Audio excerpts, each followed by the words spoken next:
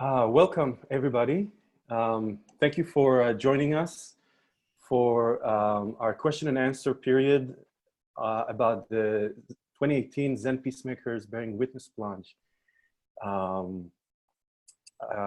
Let's just take a moment. I know that people are still joining. We've already seen that we have 22 people joining from all over the country, which is wonderful. So maybe let's just take a moment and just connect in silence, and we'll begin in a minute.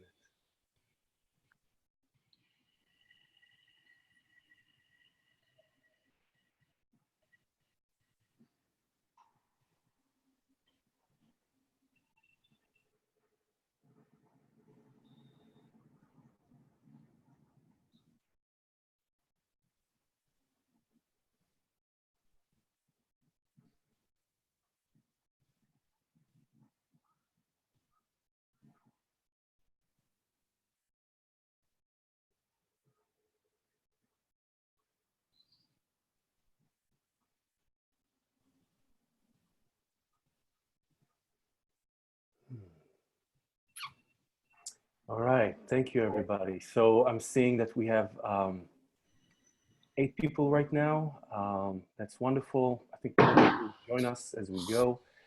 You know, it will be wonderful even if, as you listen to us, first of all, know that you can always ask questions, and we'll take up the questions from either the chat or the Q&A button on the bottom. And maybe just as I make this introduction, maybe you can just put in the state you're calling from in the chat, so we can all see just where all the voices come from. So that'll be wonderful. So I'll introduce myself. My name is Rami Efal. I'm the executive director of Zen Peacemakers International, and I'm really happy to host this event. And I'll give you just a little bit of game plan of what to expect for today and in a moment. And I'll just introduce 2 people who join us, and these 2 people are also our co-organizers and co-leaders in our program. And the 2 of them will also speak during this session. So first of all, we're met with Renee Fasthorse-Iron Hawk, and her Lakota name is Tokahe Hihuni Win, which means arrives first woman. Renee is an enrolled member of the Wakpa Washite, a Cheyenne River Lakota Tribe. She's worked in different capacities in behavioral health, conducting research and active in disease prevention, and she's just finishing her graduate work in Lakota management and leadership. She serves on the boards of Lakota Advocate Oko Lakichie, 3 Rivers Mental Health Board, Lakota Circles of Hope, Heartbeat at Wounded Knee Survivor Descendants Society, and the Lakota Language Teachers, Oko Lakichie, which just shows you how much she's involved in the community there. She's a community organizer and leader there. And we met Renee last year, and it's been a real honor and pleasure to have her with us last year, and she's been a gracious host to us. So I just, first of all, want to share my gratitude again to you, Renee. Thank you for joining us. Thank you. And we're also met with Grover Genro Gauntt, Roshi. Genro never likes me when I introduce him, and he wants me to make it as fast as possible. But Genro is a very important person in our programming, in our Native American programming, and our Zen Peacemakers programming. And I'll say a bit more about that in a moment. Genro is a successor of Bernie Glassman. He's the head teacher at the Hudson River Valley Zen Center. He's been a leader in our Bearing Witness retreats in Auschwitz, in Rwanda. And Genro has really been our main contact with the Lakota community. He's been cultivating that connection for about 18 years, I think. Right, Genro? Actually, I thought about it, and I started doing sweat lodge ceremonies in like 1982 with with the elder from Rosebud when I was in Los Angeles. So it goes way back. Right. Yeah. Yeah. And yeah, so, you know, he's been cultivating these relationships over years on his own. And at some point they just gave fruit to our Bearing Witness retreat in the Black Hills in 2015 that get organized. And we've been returning since to Cheyenne River or to the Black Hills. And the reason that it's important to just bring that up, and also that's where also Genro has been involved so much, is just to see this program that we've been putting together in that context of nearly 30 years of Bearing Witness retreats. So this is just, this is a celebration of yet another year and another step of bringing people together from different parts of communities and cultures and bearing witness to ourselves. And particularly in places where there's experience of trauma or suffering, where it's the hardest for us to meet our humanity. So you hear us speak, and as you hear Renee speak, and as you hear Genro speak, please remember that actually sitting with us are brothers and sisters that we've met through the years in Bosnia and in Rwanda in Africa and all over Europe, and with our Lakota brothers and sisters and hosts for the last 4 years at least.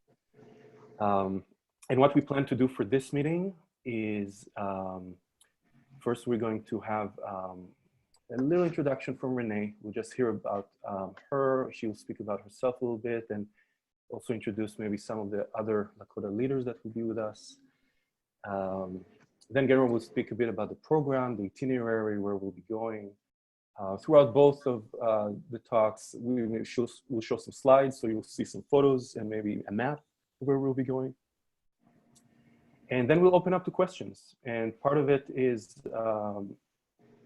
you'll probably hear Genro speak more about that, but everything we do is really based on these principles of the 3 tenets, and not knowing, bearing witness, and taking action. And part of this meeting is to answer questions. There's a plenty of opportunity for us to practice not knowing during the retreat, but there's a level of even logistics and just questions people need to know in order to just come together. So that's really the purpose of this meeting.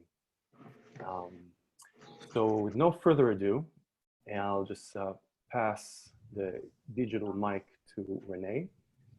And Renee, please just share a little bit more about yourself and about the program. Okay, thank you, Rami.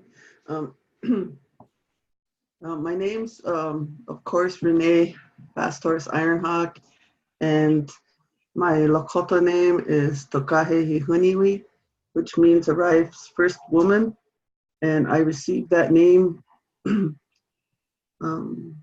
by earning it. In our Lakota ways, you can either earn your name or you can receive a name from older relative that may be passed on, and your family decides that they want you to carry that name to honor it. And my name was earned because I'm the first one in my family to have gone to college on my father's side and to get a degree.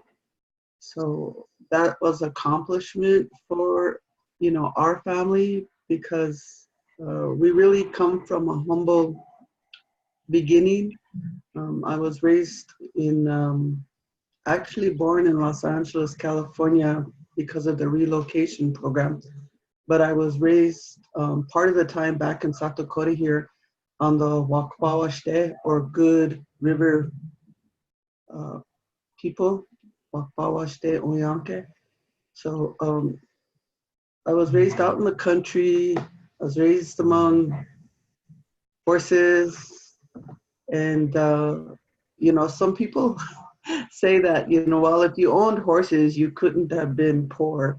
But you can have horses and still kind of have a humble place where you live. So, but we really had a good life as children because we were able to have horses and be friends with them, and it was a good way to be. So that was how my childhood was, but we did move around too, and because of the relocation programs, the government wanted us Lakotas to assimilate and become part of the majority society. So that's what we did, and I'm kind of grateful for it because at an early age, I learned about diversity. I learned about all different cultures living in California, the, so to speak, melting pot, because there was like all different nationalities, races there. And so it was really a good experience for me to have that kind of childhood because it helped me to have a more open mind in meeting people and being accepting of people. I will tell you one of the first really hard racial experiences I had is when I came home to South Dakota and started living among my people. And it would seem funny that that would happen there for me, but the thing of it is we have like varying degrees of Lakota blood that live on the Cheyenne River, all the way from,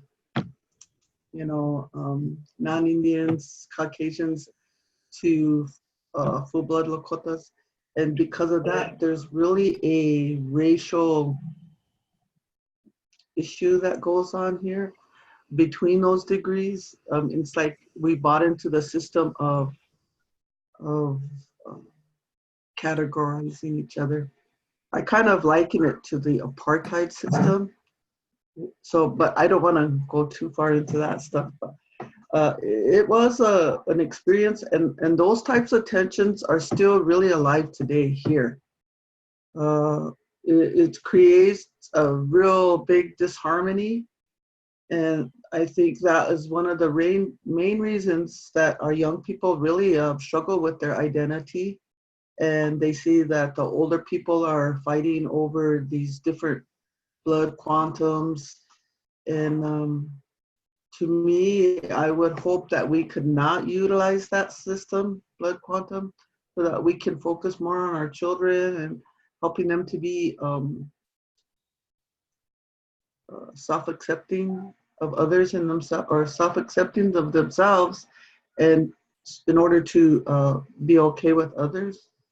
Because we really have major social issues on our reservation. We have a lot of alcoholism.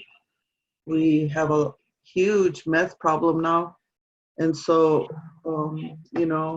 those are the social ills we have. But I do want to also say that we really have a strong sense of spiritual connectedness among our people on Cheyenne River because of the fact that our sacred peace pipe is located here on our reservation. Our calf pipe keeper is Orville Looking Horse, and he lives just over about, I would say, 75 miles from where we live. And he takes care of the pipe, and a lot of people from all over our Dakota Nation, they come there to him with their pipes to take to the pipe house and pray. So I think that is one sustaining reason why we as Lakota people are still here. We're still struggling, but we're still living. And some days it's like survival, but I think that goes for any place in the world. But I just want to say, ever since I came back from college in 1990, I've used my education in any way possible to try to help learn about our social ills by doing research and helping our tribal programs to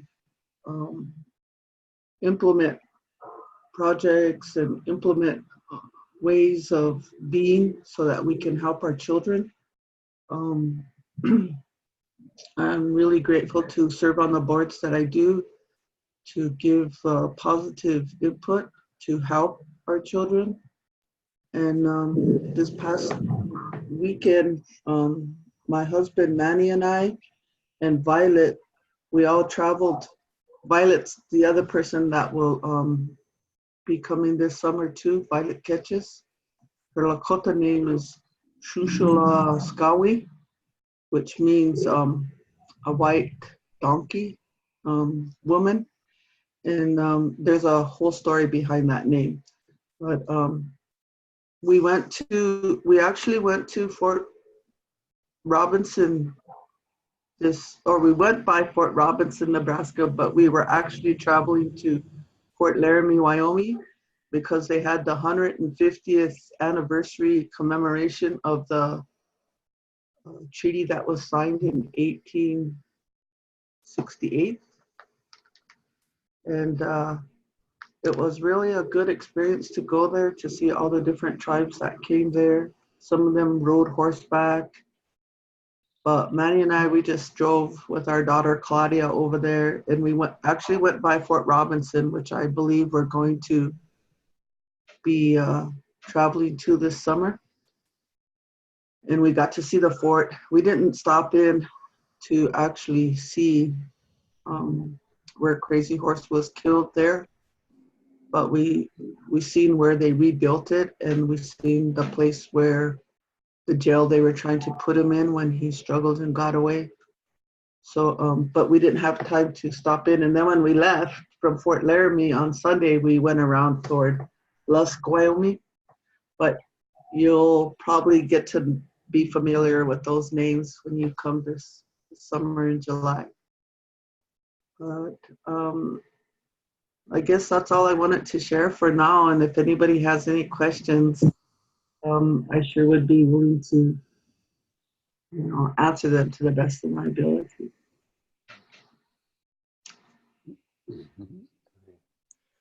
Wonderful. Thank you, Renee. Let me see if there were any questions. I'm seeing already people have just chimed in saying they're from Denver, Mexico, Oregon, Georgia. I think it's so rich just in the things that Renee already shared.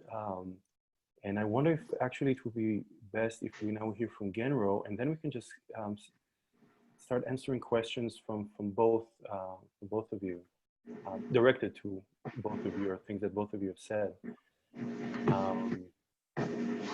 So Genro, I wonder maybe you'd jump in now. Sure. Good morning, everybody. Or afternoon, wherever you are. Are there any people with us from Europe on this call?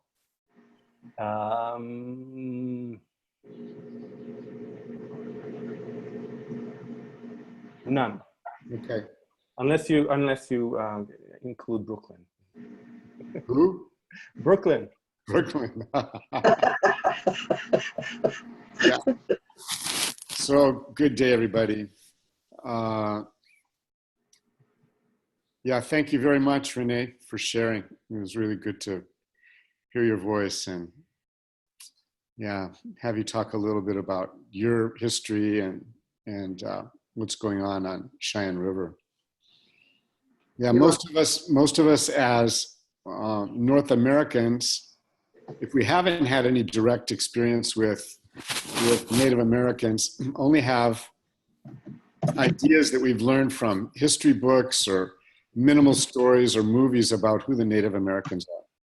And the fact of the matter is, it has nothing close to the truth or the reality about what really is the history and state of being of the Native Americans in the United States now. So these bearing witness retreats that we've been holding for the last 3 years, and this will be the 4th year, really are an opportunity to bear witness to what really is the state of things, what really happened, and what the responsibility of the dominant culture really has been for the last 250 years, 300 years.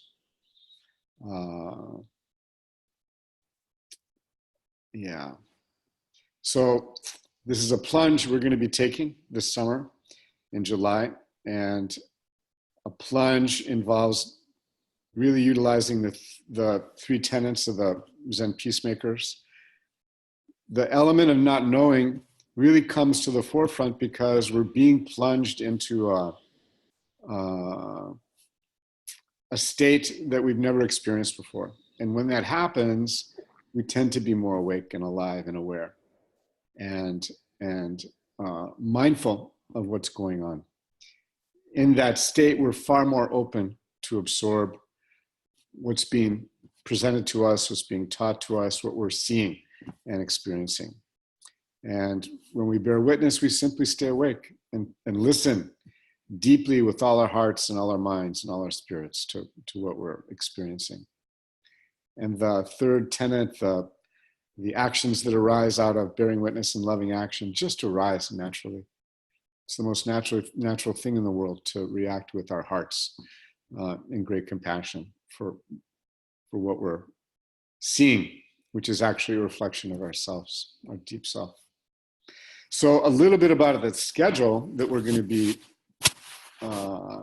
doing starting on July 15th. We're going to meet in Rapid City.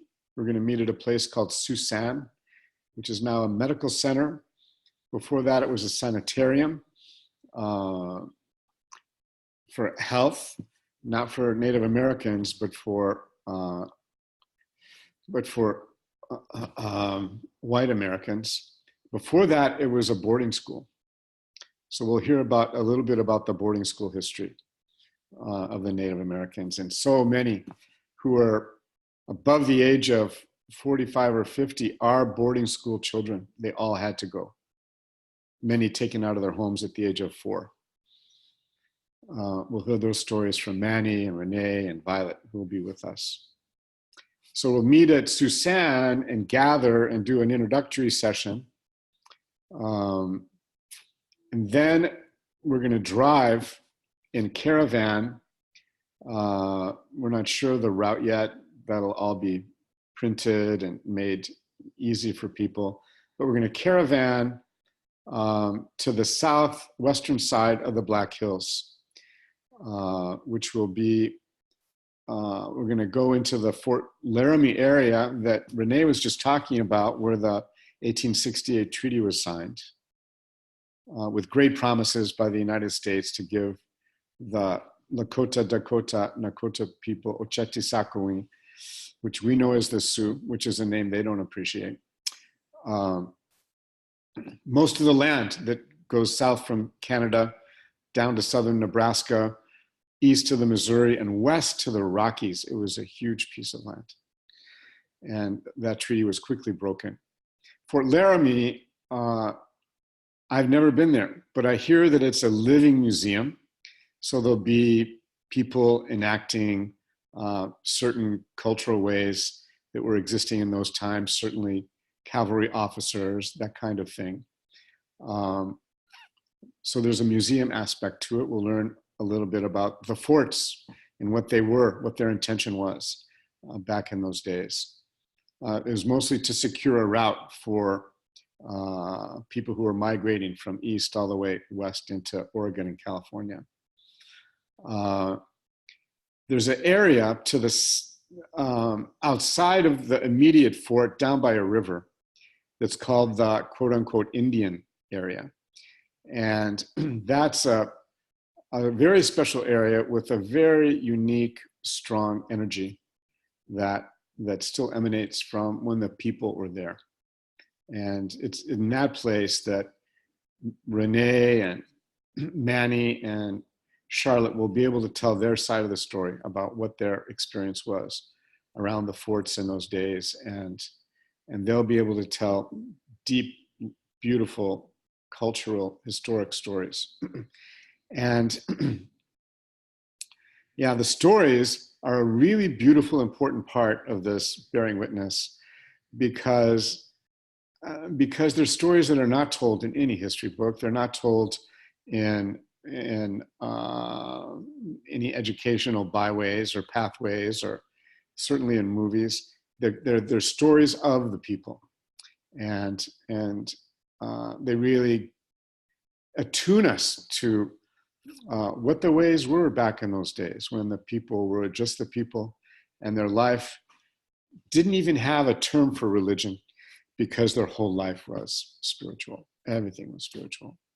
And we'll really get a beautiful, deep sense of that. We're going to camp that night in a campground area close to Fort Laramie, an easy drive. Those who don't want to camp, although I highly recommend camping in the summer, it's beautiful, the stars are out, and stories are told all night. And there will be motels available for people who need that kind of place physically, and so those are going to be available. Those will all be published if they're not already, so you can make reservations. The next day we're going to drive. This will be the third day now. We're going to drive to Fort Robinson. That Renee explained a little bit. It was another fort. It was where Crazy Horse came in, essentially to surrender, and they murdered him there. He was murdered, and we'll see the place where that happened. And I'm not sure exactly what we'll do that day. We're all coming out of not knowing. We'll see what arises. But we'll also be camping that night, and there'll be motels available that night. And the following day, we're going to drive just a few hours to a place called Crazy Horse Camp, which is one of the places where Crazy Horse and his band stayed often. It was very close to Pine Ridge Reservation, where Red Cloud and his people were. And in this Crazy Horse Camp, which is actually on a private piece of land, a ranch owned by a rancher in the area, there's a Sundance ground, and there's the place where Crazy Horse's relatives brought him after he was murdered at Fort Robinson and put him in a tree there. His burial place is known to some, very few people, not too many. And I don't know if it's even at that place where they finally put him, but they never wanted his body to be found. There's a potential we might be able to camp in that camp. I've camped there before. It's really beautiful.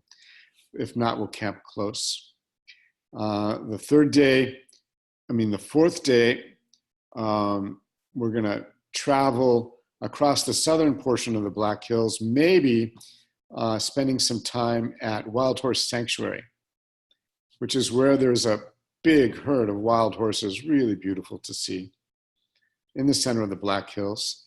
There's one of the main 7 sacred sites in the Black Hills there called, what's the name of it? Its name isn't coming to me right now. It will in a minute. But it's a place where in the old days, people would do vision quests. And it's called Devil's Canyon. Of course, that's not the name the Lakota had for it. It's a Christian name. They named everything that was spiritual devil or something like that. And when they did their vision quests in those days, on the third night, maybe even before, the vision that they had would be etched on the opposite side of the canyon by lightning. Very powerful, very, very sacred place. So hopefully we'll be able to see that. There's also a Sundance ground there. So we'll bear witness to those places. Camp again, either someplace close or maybe back at Crazy Horse Camp if we get that permission. And the last day, we'll drive onto the Pine Ridge Reservation and we'll go to Wounded Knee, where the massacre happened to Bigfoot, Spotted Elk and his band in 1890, where they were massacred. 350 or more were massacred by the 7th Cavalry. After they were disarmed, all their weapons were taken away. Something happened and the cavalry opened fire and just massacred many. Those people weren't from Pine Ridge that were killed there. They were mostly from Cheyenne River and Standing Rock, because they'd come to the south to seek refuge with Red Cloud's people, and to just be at peace. But the 7th Cavalry didn't allow that to happen. So there's a memorial site there. We'll see that, but we'll spend our time in the place where the campground is, directly opposite of the memorial where that massacre actually happened. And we'll do ceremony there, we'll do prayer there, and yeah, we'll learn a lot there and bear witness to it. And that'll be the end of our bearing witness journey. And from there, people will be released and go where they like. Yeah, there's a lot to do in the area, so please, if you come, please plan to spend a few more days there in that neighborhood, because it's really, really beautiful country. Yeah, thanks everybody. Wonderful. Thank you, Genro, for just laying all this out in front of us. And again, just as a reminder, if you have any questions, whether it's just about the trip or about the history or anything that Renee spoke about, anything that Genro spoke about, please feel free to enter it in the chat or the Q&A. You know, I would maybe just add just a couple of notes, that this event is also part of a 3-year plan that we're planning to actually circle around the Black Hills. And this year we'll be visiting the southeastern side, going around the Black Hills. And next year and the following year, we're planning on continuing visiting and circling around. Also, this is also one piece of just a larger vision in terms of we're looking into how in the next 3 years we can be more involved and supportive and learn more about the community and the needs that Renee spoke about. So we're looking into how else we can support and learn from the community, and that's part of what Genro was speaking about, the action that will come out. We don't know yet. But that's definitely in our intention. So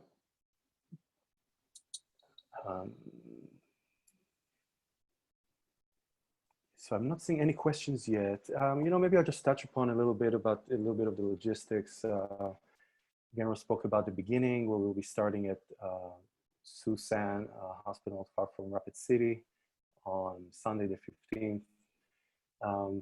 It's really, from our past experience, we found it's really good to arrive at the night before, get a good night's sleep at a hotel or motel, and then be refreshed for the morning, where we'll start. And we will finish at Wounded Knee, where again, Rapid City is about 2.5 hours, 3 hours? 2 hours. Yeah, so the nearest airport is from there. So this will be the entry, the arrival and departure points that we can recommend. In terms of logistics, first of all, the fee that you'll be paying goes directly towards this program. It pays for honorarium for our hosts, for their travel, for the gas, for the leaders who come, and for tenting, if you plan on tent, and we encourage everybody to tent. That's a really great way to just stay on the land and also cultivate a community that builds up really fast around fire and cooking together. It's really wonderful. So that is covered in your fees. And if you choose to stay at a hotel or motel, you're responsible for that. We have recommendations for places we already found that we can recommend you to go. Beyond that, again, so from the fees, first of all, we would like to cover the expenses of the retreat, and this is really, we're just trying to cover. and be able to contribute the honorariums to our hosts and our leaders. And any additional money that we ever either getting as donations or any access that we'll be having, we will be donating to some cause that relates to the Lakota, the Native American, and we'll discuss this among our among Renee and Manny and Violet, and they will instruct us what would be the best way to use that money. So that's another way, both to support with your fees, but also with donations. So if you can practice generosity further, you can do that. General, please. I just want to say that from what Renee said and things I said, people might be getting the impression that this bearing witness is a really dark, sort of hard thing to go through for 5 days. And there are elements of that because it is part of the history for sure. But I don't want anybody to leave with the impression that it's a dark time altogether. Because as Rami said, the community that's built during this time, and the time camping, the time traveling, the time moving around, the social time we've got together as a group and with our Native American hosts, and there will be other Native American people joining us, families with children. So if you've got children, please feel free to bring them. It's really a joyful, delightful time. And we actually walk away enlightened as to, what the history and the current situation really is, but we walk away with a big family of close friends, and yeah, please come. It's a really delightful, beautiful experience. Yeah. Renee, would you like to contribute? Okay. Am I unmuted? You're live, yes. Okay. I just want to say that to add on to what Grover said about people that brought children and participated, like back in August when we had the first bearing witness, that it was really beautiful that some of the participants brought their children. And my daughter really connected with one of the teenage girls that came in attendance, and my husband bonded with a little guy named he nicknamed him Stone Boy, because you know how little guys are, they like to pick up rocks and they even put them in their mouth, because that's what they do, just to taste. And so he gave him the nickname of Stone Boy. And there's really actually a story about Stone Boy, but I just want to say that was a good experience, and we were glad that we brought our daughters and our granddaughter. They were all teenagers, but it was good for them to come and to meet other people. It kind of helps them broaden their views, so that when they meet people from different places, it just helps them to get a larger perspective of that there are people all over, and we're all different in some ways, but we still have that basic human element of wanting to be connected. So we were really glad that we were invited by Violet to come last August. We didn't know what to expect either, but when we came and we started sharing, and we also, it was an awesome experience to just have people really listen to you, to be real present and real intentional and stay focused on what you were sharing. That's really, to me, it's real rare sometimes, because when we're presenting or talking in class or college courses, there's people like on their phones, or else they're writing things down, like, which I do too. I like to take notes.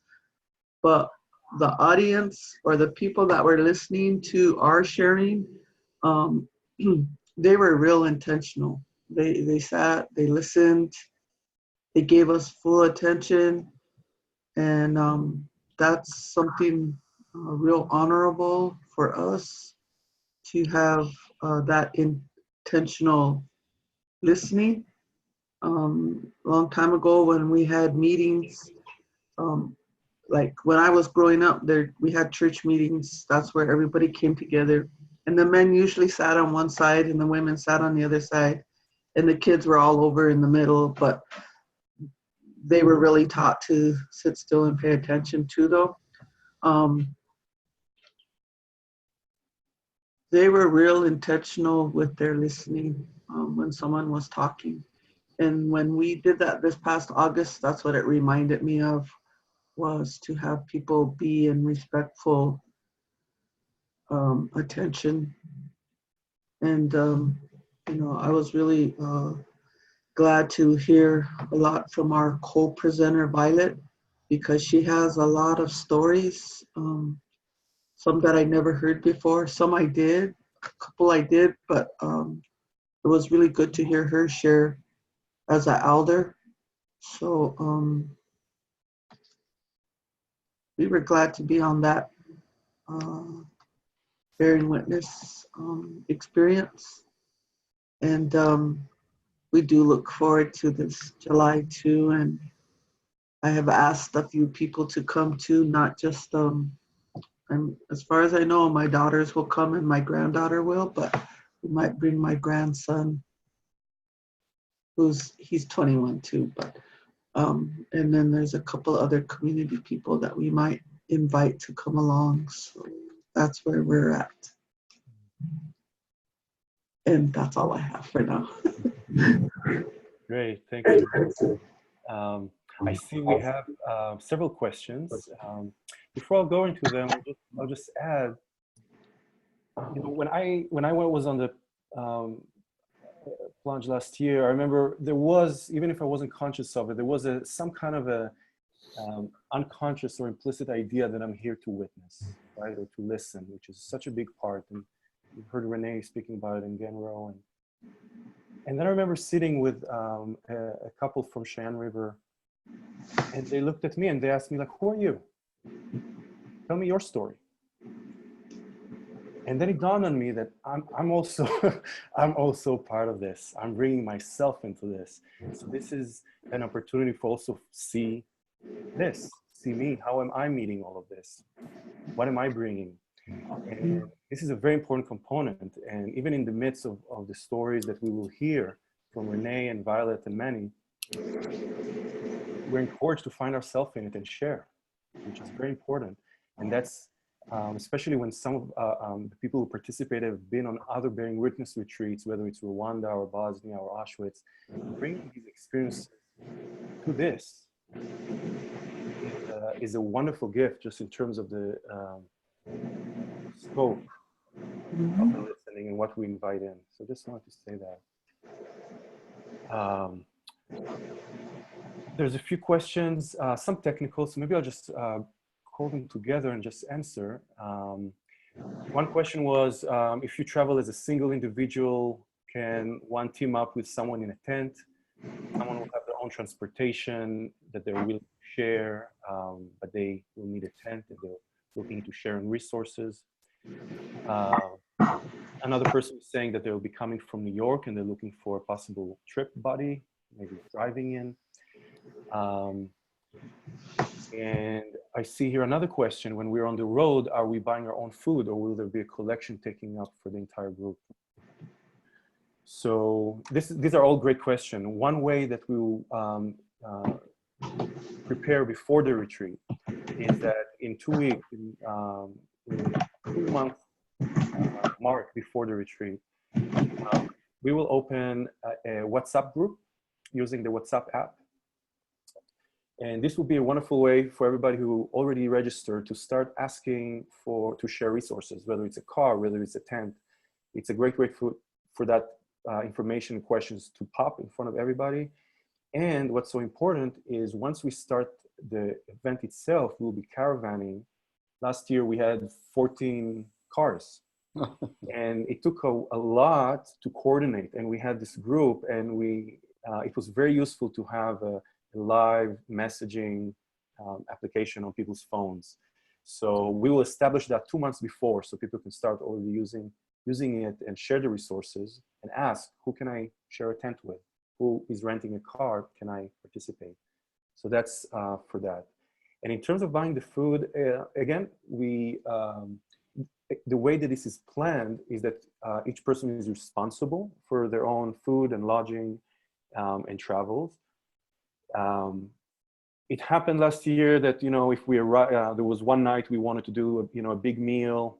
We collected money and we bought it all together. At some points, we just stopped along the way, whether it was convenience stores or markets, and people will take a break and people will just shop. So that's part of the organization that happens on the spot. It's part of in the moment planning. Yeah. And I see two other questions, and then maybe Renee and Genro will answer them. One question was Christine, who actually have been with us in one of our programs. Hi, Christine.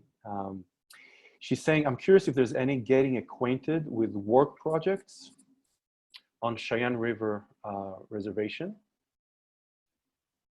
That's one question. Another question from Courtney is, what sort of offering would be appropriate to bring? And Courtney, maybe you'd like to write in terms of offering to whom? To the leaders, to the hosts? She's asking just money or something more traditional. So that's one, and that's another question. Let's maybe just answer these two for now, Renee or Genro. First question. So the first question was, are we planning on visiting or getting acquainted with work projects on Cheyenne River during the trip? I know on Cheyenne River, it's called the Cheyenne River Youth Project, and my daughter's been extensively involved with them. She was actually honored yesterday by that project for doing a leadership internship. And they did go to Washington, D.C. and met our congressional people over there in D.C. from South Dakota, the senators. So that's a really good program that a person could probably network with or, go visit them. They have like a gift shop in their it's a big, there's a gym, there's offices, there's actually a little cafe in there called Kea Cafe, and there's a gift store, there's rooms that they do training or they give informational little workshops for the youth, which my daughter, she's participated. She actually went to a training to be a, what do they call those that create coffees? Brunista. Yeah, she's a brunista now, a trainee brunista, because she knows how to make the lattes and all that stuff. But and then they teach them how to sew. Just recently, they showed them how to do ribbon skirts, and they really do a lot with them. They're just trying to empower the youth, and I think they really do a good job at it.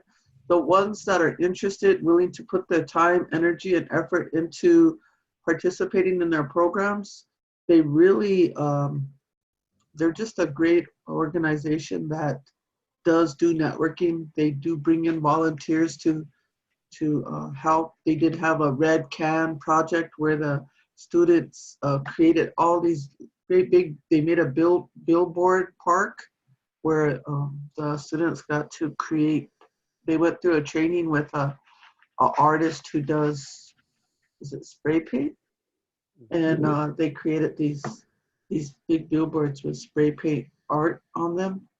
So that's a good program that I can think of just right off the top of my head is the Cheyenne River Youth Project.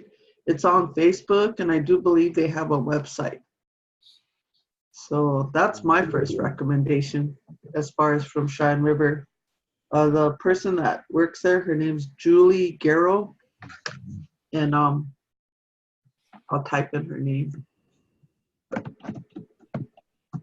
And she works for the Cheyenne River, problems with my keyboard, River Youth Project. They do have a Facebook, like I said, and I'm pretty sure they have a website too. But I just sent it through the text messages, the chat. I can't really think of any others right now. I know, oh, wait a minute. The Simply Smiles, when I was working with the Great Plains Tribal Chairman House Board, they had a person that came, and we kind of networked a little bit to try to bring traditional games. We never actually had it, but we were trying to coordinate with them to do a traditional games training. I think the day we had it scheduled, something came up for the presenter that I was going to bring. She was going to teach them about lacrosse. She wasn't able to make it, so we canceled. But we did have that training up in Eagle Butte for the youth, and it was teaching them all about the Plains traditional games. So we learned how to, in Eagle Butte, when they had the training, we taught the kids how to play shinny. So hopefully I can bring my shinny kit along with us this July, and if you guys are interested, it's actually a Plains tribe game, shinny, and then there's another one called double ball, and I don't know if that's a Lakota game. I think it's more Montana tribes, but they're really fun games, and you have to be really active, so it'll be an option. We don't have the double ball, but we have the shinny, the sticks, and the ball. So we'll bring that along just in case anyone wants to get really active. Thank you. Thanks, Renee. We have only about 4 minutes. Just want to be respectful of everybody's time. Okay. So yeah, let's just hear from Genro. And maybe Genro, if you can also touch on those two questions. Yeah. One of them about the offering, and another question was about whether we will participate in Sweat Lodge. Whether we'll participate in a sweat lodge. So first about the projects, Renee mentioned two really beautiful ones, great ones. We visited both of those in our Native American Bearing Witness retreat 2 years ago. Both highly recommended, Simply Smiles and Cheyenne River Youth Project. But I wanted to say that during the time we're going to be on this retreat, we're going to hear about a lot more projects.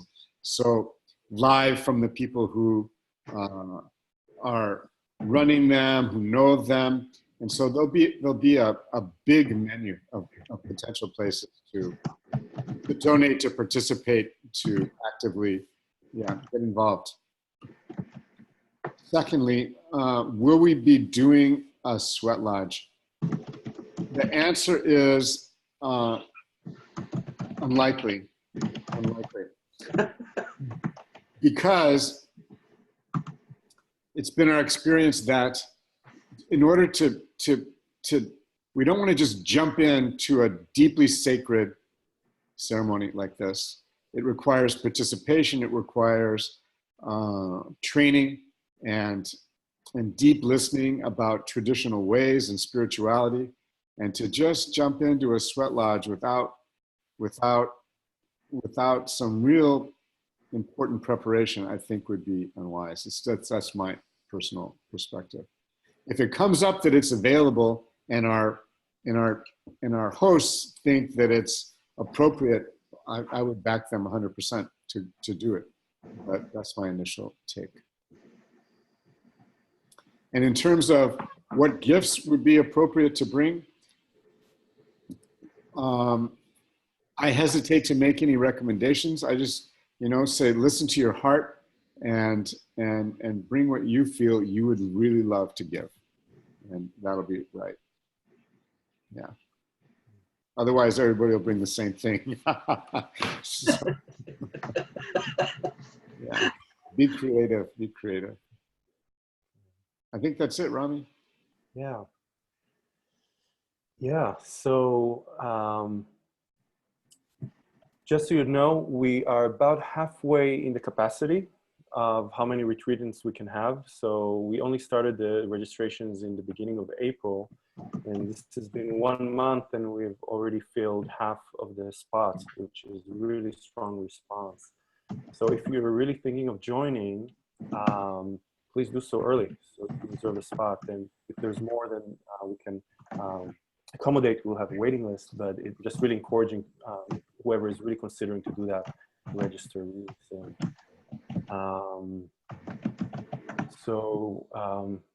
Renee, would you like to just say any farewell words, any last thoughts? Yes, Rami. Someone asked about the games, the traditional games, and I put it in the webinar chat. One was shinny, the other one's lacrosse. That's more of an Eastern tribes game, but there are native lacrosse teams now. And then the other one was double ball, which is more of a woman's game. And we don't, I could see if I could get a double ball for us to play with, but there's a really interesting story behind that game. So those are the 3 games that I can remember. There was a lot of other games that the traditional game presenters shared with us. There was one where they roll a hoop and then they have spears and they try to throw the spear through the hoop. But those are really fun games that I hope comes back for our young people, because they're really fun, you know. And so hopefully I can, and I know for sure I can bring the shinny game with equipment with us, but and we'll see if we can get a hold of a double ball. But yeah, I look forward to sharing that with you too in July. And it was really good to present to you or share with you today. I could put my, if you don't mind, Rami and Grover, I could put my email down on here if they want to email me. Is that okay? Sure. Okay. I have 2 emails, and I'll just share my personal email. Okay. So if you have any questions that you think of later that you'd like to email to me, I will be checking my emails. Thank you, Wopila Taka. It's good to talk to you today. Yushikia Wachiankikte. Good to see you again.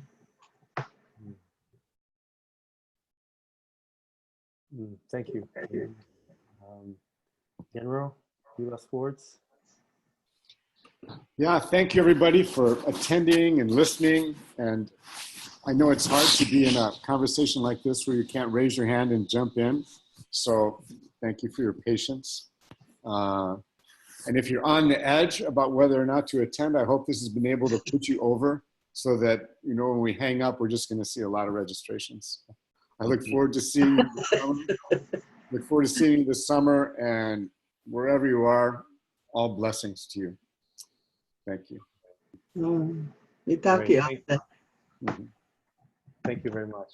Thank you, everybody. And you can also always email info@zenpeacemakers.org with any further questions about it.